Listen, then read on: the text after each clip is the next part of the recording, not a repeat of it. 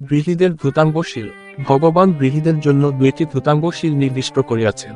উপোসক দিনে এই ধূতাঙ্গ পালন করা সহজ, তবে প্রত্যাহিক পঞ্চশীলের সাথেও এই 2টি ধূতাঙ্গশীল পালন করা যায়। ধূতাঙ্গগুণ থাকিলে সহজে ভাবনায় দ্বারা মার্গফল লাভ করা যায়। সেই কারণে উপাসক উপাসিকাদের ধূতাঙ্গ অধিষ্ঠান করা উচিত। একাস্নিক ধূতাঙ্গশীল। তারা চিহ্ন প্রথমে ত্রিশরণ সহশীল গ্রহণ করে ধূতাঙ্গ প্রতিষ্ঠান করতে হয়। তাহার এরূপ নানাসন ভোজনম প্রতিক্ষিপামি একাস্নিকঙ্গম সামাদিয়ামি, অর্থাৎ আসন পরিবর্তন করে ভোজন করিব না। যে আসনে বসিব সে আসনে ভোজন সমাপ্ত করিয়া উঠিব। আমি এই একাস্নিক ধূতাঙ্গ গ্রহণ করছি। এই ধূতাঙ্গ 3 ভাবে পালন করা যায়। তারা চিহ্ন উৎকৃষ্ট। এক আসনে বসে নিজের পরিমাণ মতো ভাত তরকারি একটি প্লেটে নিয়ে খেতে শুরু করলে আর কিছু না নেওয়া। তারা চিহ্ন মধ্যম। এক আসনে বসে যে পর্যন্ত ভাত তরকারি খাওয়ার শেষ না হয় সে সময় পর্যন্ত আরও খাবার নিতে পারে, শেষ করে খেয়ে ফেললে আর নিতে পারে না।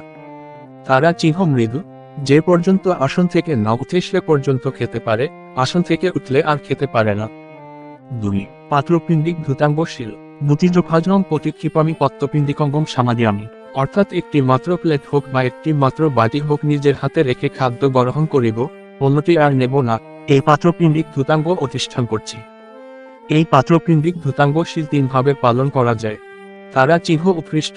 ভাতের পিণ্ডি ভেঙে মাছ মাংসের হাড় কাটা ও অন্যান্য খাদ্য খোসা ছাড়িয়ে গ্রাস উপযুক্ত করে খাওয়া শুরু করতে হবে।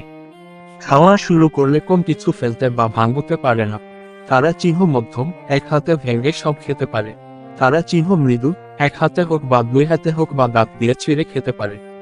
এই ধূতাঙ্গ পালনের ফলে আহারে মিতজ্ঞান বা সংযম শিক্ষা হয়। খাবারের প্রতি প্রবল তৃষার রাগ হয়। শরীর সুস্থ ও হালকা থাকে। শক্তি বৃদ্ধি পায়। চিত্ত ভয় শূন্য হয়। খাবারের স্বেচ্ছাচারিতা দূর হয়। উপদ্রব শূন্য ও ভোজন লালসা দূর হয়।